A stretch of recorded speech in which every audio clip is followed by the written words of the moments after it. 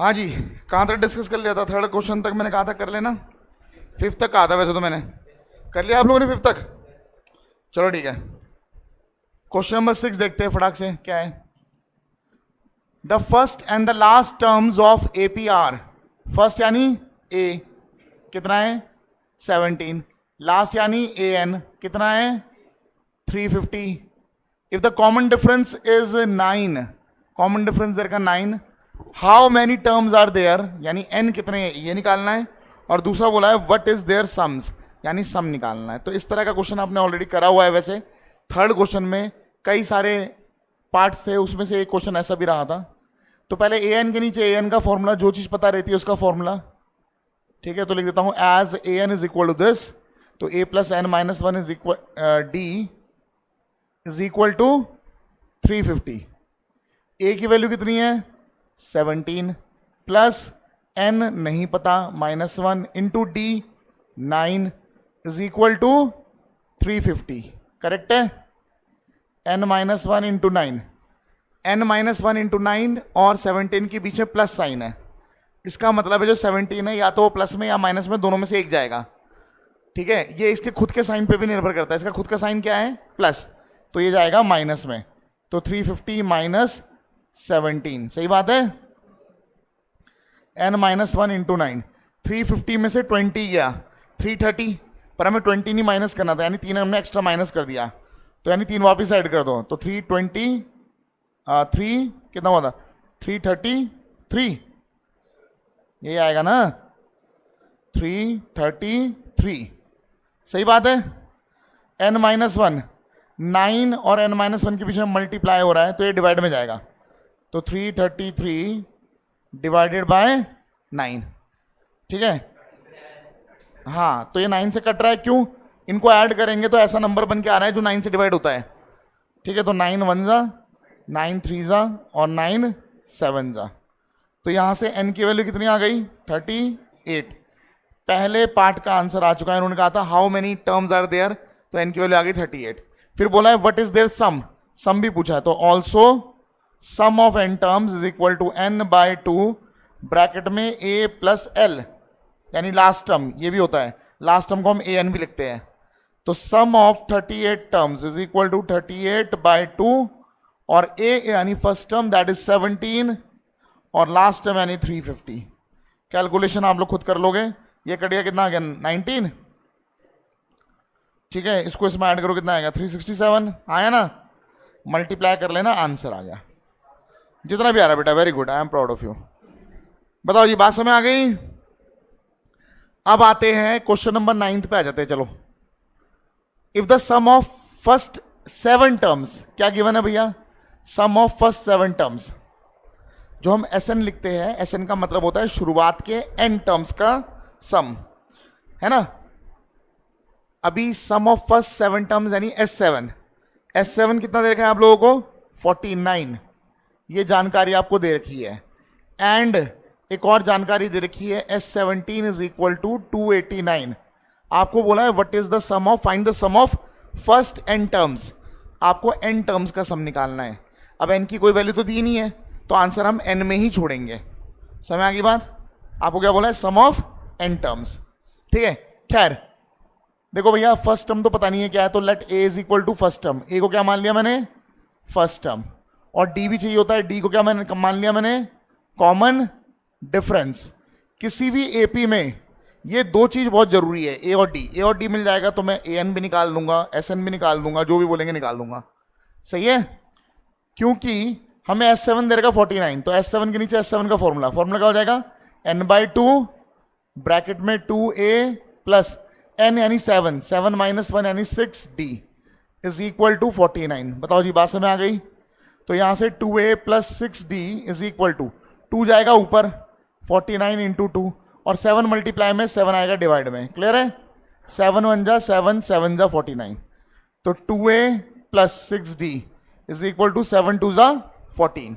फिलहाल मैं इतना ही छोड़ रहा हूं, वैसे ये पूरा 2 से डिवाइड हो रहा है, लेकिन फिलहाल मैं इतना ही छोड़ रहा हूं, देखता हूं क्या कर सकता हूं। अच्छा, S17 पता है, S17 289 था, इसका मतलब है इसके नीचे इसका फॉर्मूला, तो 17 बाई 2 ब्रैकेट में 2a प्लस 17 माइनस 1 यानी 16d is equal to 289, correct है। ये हो जाएगा 2a plus 16d is equal to 289, 2 जाएगा वो मल्टीप्लाई में ऊपर और 17 जाएगा डिवाइड में। आपको पता होगा 17 का स्क्वायर होता है 289, तो 17 17 जा, ठीक है, इतना याद होना चाहिए सबको। ये हो जाएगा 2a plus 16d is equal to 34। ये हो गया इक्वेशन नंबर 2, ये हो गया इक्वेशन नंबर 1। समझ में आ गई बात। अभी क्या है, एलिमिनेशन मेथड्स का यूज करके मैं यहां से a और d निकाल सकता हूं। तो solve 1 and 2, 2a plus 6d is equal to 14, 2a plus 16d is equal to 34। मैं अगर a एलिमिनेट कराना चाहता हूं तो माइनस, मतलब साइन चेंज करना पड़ेगा, तो एक का साइन करेंगे तो सबका करना पड़ता है, हाँ या ना। ये कैंसल, ये आएगा माइनस 10d, ये आएगा माइनस 20, माइनस से minus cancel, d is equal to कितना आ गया 2, d आ गया। अब चाहे मैं d की वैल्यू यहां पुट करके निकाल लूं या यहां निकाल लूं, पहला वाला आसान है ना। सो फ्रॉम 1 में रख दो, 2 रख दो, तो 2a प्लस d की जगह 2 रखोगे तो 6 2 कितना हो जाएगा 12 इज इक्वल टू 14। तो 2a इज इक्वल टू कितना आ गया, ये दे जाएगा 2 और a की वैल्यू कितनी आ जाएगी 1। a की वैल्यू कितनी आ गई है 1। समझ में आ गई बात। यहां कर रहा हूं मैं, ठीक है ना। आपको पता ना पहले ये करना है, पहले ये पूरा करना है, ये वाला पूरा करना है, फिर ये वाला करना है, ठीक है। मतलब ये फर्स्ट हो गया, ये फर्स्ट करना है, फिर ये नोट करना है आप लोगों ने सेकंड, और फिर ये वाला स्टेप है थर्ड, और फिर यहां फोर्थ कर रहा हूं मैं। समझ आ गई बात, ठीक है। इसमें ABCD लिख देता हूं। A यानी पहला, ये दूसरा B, और ये तीसरा C, और ये हो गया D। तो मेरे पास A आ चुका है। A कितना आ गया, A आ गया 1, क्लियर है। मेरे पास A भी आ चुका है और मेरे पास स्मॉल d भी आ चुका है। अब मेरे को सम निकालना है। Now sum of n terms, sum of n terms का फॉर्मूला क्या होता है, n/2 ब्रैकेट में 2 into a plus n minus 1 d। क्योंकि मुझे ये नहीं पता n क्या है, n में ही छोड़ना है, क्वेश्चन भी n में पूछा हुआ है, ठीक है, तो मैं n में ही रहने दूंगा। तो n/2 ब्रैकेट में 2 इंटू a की वैल्यू कितनी है 1 प्लस n में ही रहेगा n माइनस 1, d की वैल्यू कितनी है 2, क्लियर है। तो जाएगा n/2, जाएगा 2 प्लस 2 को अंदर मल्टीप्लाई करेंगे 2n माइनस 2, 2 से 2 कैंसल, ये हो जाएगा n/2 इंटू 2n, 2 से 2 कैंसल, n इंटू n क्या हो गया n स्क्वायर। सबको बात समझ में आ गई, ठीक है। तो इस तरह ये करना था, जल्दी से नोट कर लो 6th and 9th, फिर मैं आगे करा रहा हूं। चलो जी, एक क्वेश्चन मेरे को आपसे डिस्कस करना है और ये काफी इंपॉर्टेंट क्वेश्चन है। ये है question number 10th। Question number 10th देखो भाई क्या बोल रहे हैं। Show that a1 a2 dot dot dot an form an AP। क्या बना रहे ये AP, where an is defined below. an आपको दे रखा है 3 + 4n, ठीक है। और आपको आगे बोला हुआ है पहले तो इसको AP में लाओ, AP प्रूफ करो, फिर बोला है शुरुआत के 15 टर्म्स का सम निकालो। दो बातें बोली है। देखो nth टर्म क्या होता है, मैंने आपको पहले ही बताया था। nth term means general term. क्या होता है जनरल टर्म। जनरल का मतलब होता है एक ऐसा टर्म जो सभी टर्म्स को रिप्रेजेंट कर रहा है। मतलब ये a1 को भी रिप्रेजेंट कर रहा है, a2 को भी रिप्रेजेंट कर रहा है, a3 को भी रिप्रेजेंट कर रहा है, a4 को भी रिप्रेजेंट कर रहा है, सबको रिप्रेजेंट कर रहा है। समझ आ गई बात। an से मैं कोई भी टर्म निकाल सकता हूं।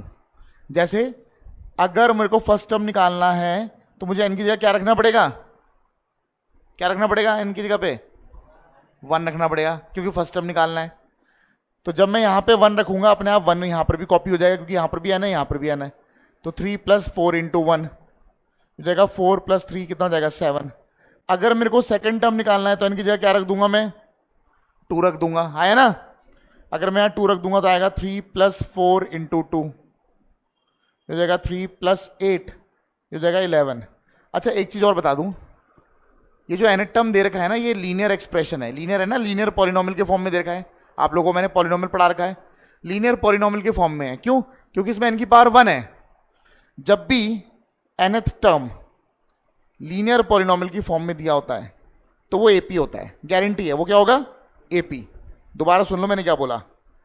nth टर्म जो दिया वो लीनियर पॉलिनोमियल के फॉर्म में दे रखा है। लीनियर पॉलिनोमियल का मतलब है जो n की पावर है वो 1 रहेगी। अगर 1 है तो ये गारंटीड है AP बनाएगा। क्या बनाएगा? AP। और एक चीज और, इसका कॉमन डिफरेंस भी पहले से बता सकता हूं। इसका कॉमन डिफरेंस जो होता है वो n का कोफिशिएंट होता है। n का कोफिशिएंट कितना है? 4। कॉमन डिफरेंस देखो कितना आएगा? 4 ही आएगा। समझ में आ गई बात? सबको बात समझ में आ गई? A3 भी निकाल लेता हूं। A3 निकालूंगा तो यहां पे 3 रख दूंगा, तो यहां पर भी 3 रख दूंगा। तो 3 + 4 × 3 ये हो जाएगा 12 + 3 कितना हो जाएगा? 15। ठीक है, 2-3 टर्म निकल गए हैं।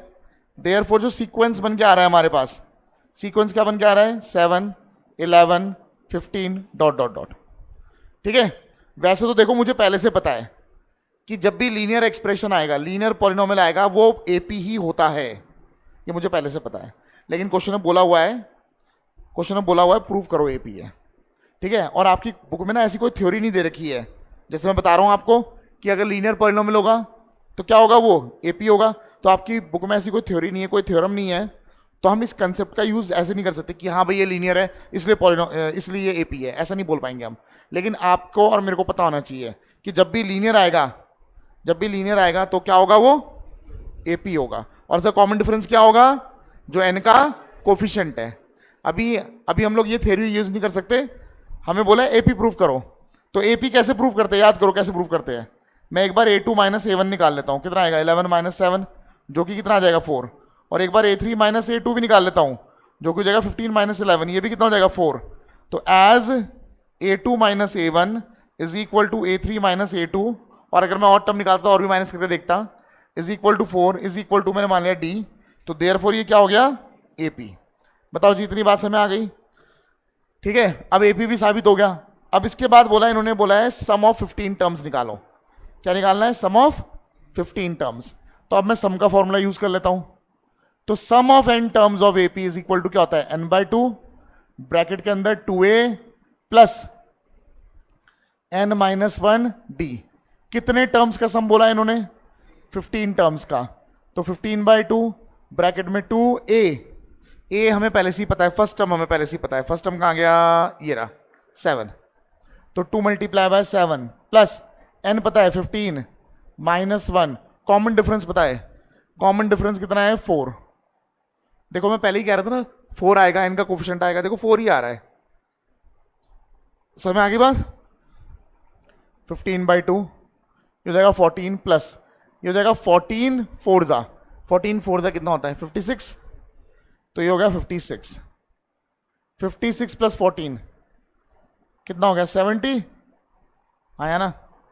2 से कैंसिल कर दो, 35 जा 15 5 जा कितना होता है?